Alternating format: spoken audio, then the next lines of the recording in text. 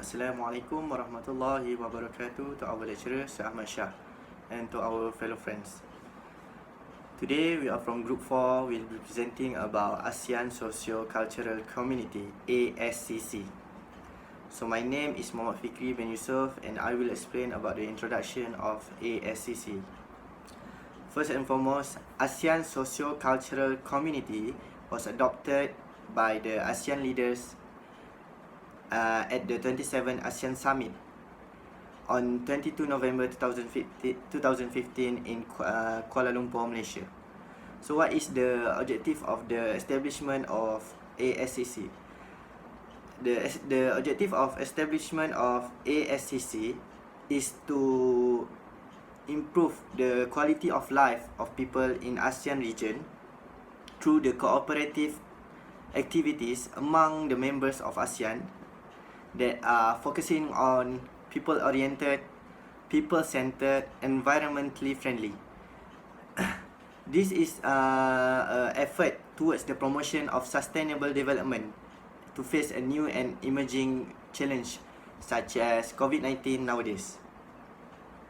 Next, the ASCC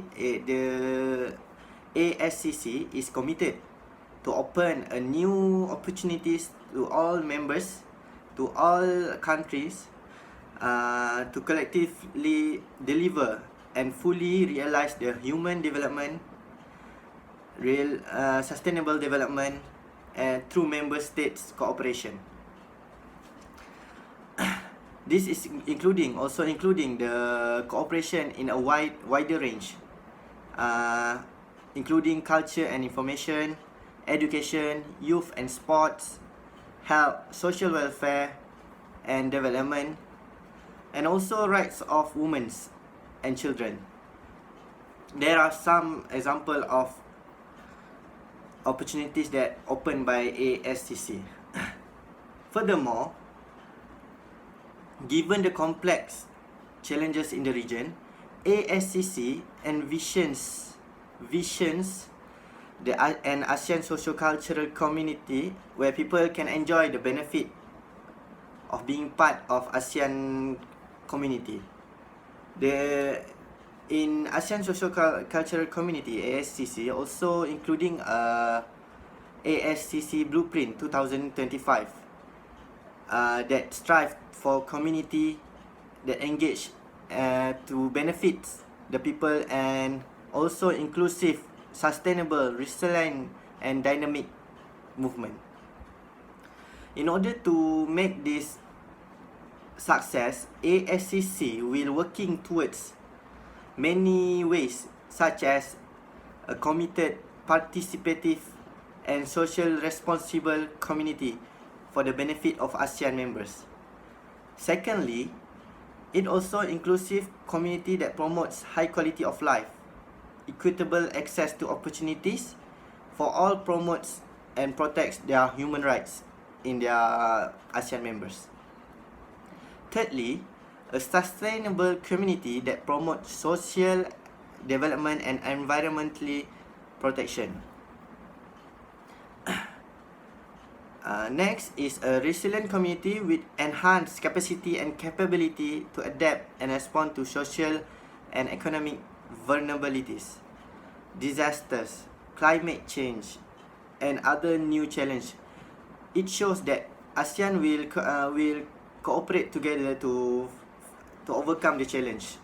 Lastly, a dynamic and harmonious community that aware and proud of its identity, culture and heritage, such as Malaysia that proud of their culture, such as in food such as nasi lemak. So that's all from me. Thank you. Assalamualaikum. The first issue is ethnic crisis in Myanmar. Ethnic crisis in Myanmar was happened because the tension between Buddhist and Muslim community in Myanmar's Rakhine state. This tension was happened because it started when the series of attack was happened by Rohingya's militant group. was killed more than 70 people. As the response to the attack, the Myanmar government was launched a brutal attack to Rohingyas village. There was made indiscriminate killings and burning all of the house of the Rohingyas people. According to the UN Human Rights Commissioners, this attack can known as ethnic cleansing by the Myanmar government. This crisis was happened also due to the Muslim minority have faced discrimination citizenship by the Myanmar government. Been many incidents of murders between Muslims and Buddhists. Because of the series of attacks, the Rohingyas people or Muslim minority community in Myanmar was fled to Bangladesh and other ASEAN countries. The impact of the issues is most of the Rohingyas people was fled to Bangladesh and other ASEAN countries, and until now the United Nations High Commissioner was reported that 55,000 of Rohingyas refugees was registered in Malaysia. And until now, the crisis was discussed in 30th ASEAN Summit to urge the Myanmar government to find a solution for this crisis. Assalamualaikum, my name is Muhammad Zulfali. So I will explain you about Indonesia haze pollution. Without wasting time, I will start. So according to Indonesia National Disaster Agency, there were 328,724 hectares of land burned in this year, in a year, January to August alone. So the burning usually peak from July to October during Indonesia dry season.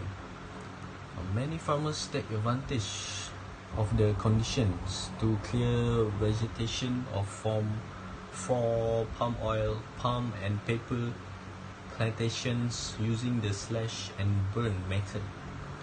They often spin out of control and spread into protected forests in Indonesia area. So the burn and land also become drier, which make it more likely to catch fire the next time there are slash and burn clearance. So the haze has spread to Malaysia, Singapore, the South Thailand and Philippines. So it's causing a significant deterioration in air quality. So it's mean bad quality air. So the reading above 100 is classified as unhealthy air level, and anything above 300 reading is hazardous. Most of the country affected have the reading more than 100 and reach unhealthy air level. This caused the most of districts in the country to close all the school. So beside that, the haze also has impacted nature. Over the years, the forest fires have destroyed much of natural habitat of Indonesian orangutans and release a large amount of carbon into the atmosphere. The Borneo orangutans is critically in danger. Is according to the International Union for Conservation of Nature in Indonesia.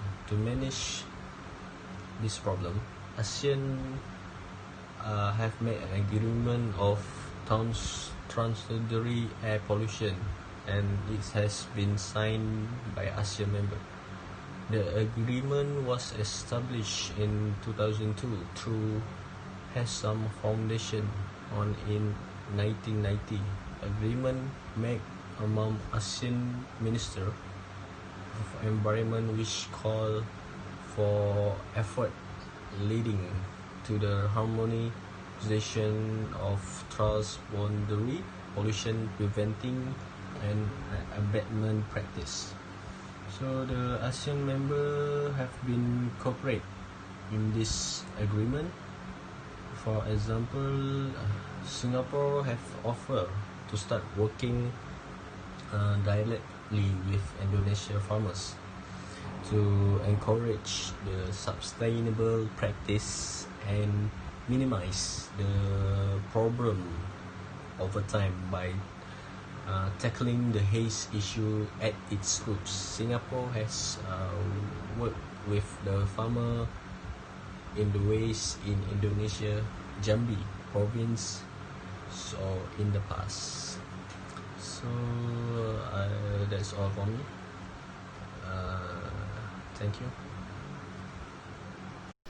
Assalamualaikum warahmatullahi wabarakatuh. My name is Luqman Hakim bin Emli from Group 4 of EM 2285L, and I will be presenting on the topics of ASEAN Socio-Cultural Community.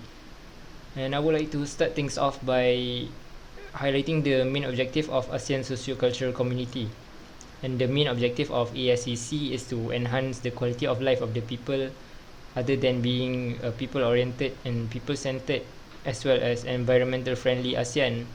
However, we cannot deny the fact that there are some serious issues and some vital issues that have arisen in our region, such as issues of drug abuse. As we all know that countries like Colombia and Mexico have been the global producer of cocaine, but our region have been the emerging hub for consumption and transportation of the substance. Other substances like methamphetamine are reported to be highly accessible in our region because it is easier to manufacture methamphetamine rather than cultivating coca plants to produce cocaine. And there have been reported of 65 tons of the substance being seized in the Mekong region in the year 2017, and the numbers are rising from 3.1 million in 2008 to 287 million methamphetamine substance in 2015 alone. And the main factor of this issue being that ASEAN leaders are solidified with the political rhetoric of war on drugs, and ASEAN countries have the most repressive laws regarding drug-related offences, which severely backfired because illegal substances manufacturers are tempted to produce other substance that is far more harmful in an effort to find a loophole in our repressing laws. In the year 2008 and 2015, there have been reports of 168 new substances in Southeast Asia. Next, I will be explaining on the impacts of drug abuse in Southeast Asia.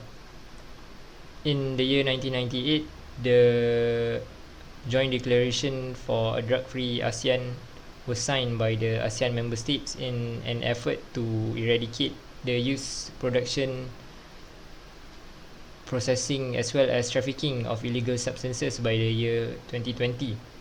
It only resulted to low supply of drugs, and in my honest opinion, it is basic microeconomics. If you reduce the supply, the demand will only increase, and the same goes to drugs. If you reduce the supply of drugs, there will be an increase in demand for illegal substances, and manufacturers of illegal substances will always find loopholes in prohibition made by our authorities, especially with laws being practiced by the ASEAN countries. And manufacturers will create new substances, and the possibility of these new substances being far more harmful is high because possession and storing pure and more potent substances is high risk, and people will pay good money for it. And also the impacts of our repressive laws will only resulted in massive number of incarcerations, not to mention the violation of basic human rights for these drug related offenders, um, as well as shutting down illegal illegal lab and illegal substance manufacturers will only lead to the birth of other and many smaller manufacturers of illegal substances. Now, let's continue with our fourth issue, which is about the issue of migrant workers in ASEAN. In depth, in a foreign country, and probably feeling like they are just in over their heads, many migrant workers in ASEAN will have more important things to think about every single day compared to us. They are often low skilled and undocumented, and nearly always overworked and underpaid. ASEAN's migrant workers are nevertheless the unsung heroes of the region. Migrant workers from countries such as Indonesia, Myanmar, and Philippines play a vital role in livestock, seafood, manufacturing, and other sectors in Malaysia, Singapore, and Thailand. Together, these three countries host 96% of the total number of migrant workers in ASEAN. Many of these workers have stories of being forced into debt by middlemen who help arrange their permits, documents, travel and accommodation for an exorbitant recruitment fee. And as if that isn't bad enough already, numerous others find themselves working in different jobs from which they were promised before leaving their home countries. Lacking the same legal protections and social security net as citizens, they find themselves with no choice but to get on with their jobs. In order to regulate a better environment for them, several ASEAN documents relating to these problems have been tabled. The 2007 ASEAN Declaration on the Protection and Promotion of the Rights of Migrant Workers and the ASEAN Consensus on the Promotion of the Rights of Migrant Workers, signed in 2017, are meant to promote fair treatment of migrant workers, protect their dignity and prevent abuse. To strengthen their actions, the ASEAN Consensus on the Promotion of the Rights of Migrant Workers, signed in 2017, was created, where features like simplifying process for overseas placement, prohibit overcharging of recruitment fees, and provide fair conditions to work are great to the cause. In our beloved country, Malaysia have obliged employers who hire foreign workers with valid documents from 1 January 2019 must now register them with the SOCSO and contribute to the Employment Injury Scheme (EIS), where employees can receive medical, temporary disablement, permanent disablement, dependence, and rehabilitation benefits. Thank you.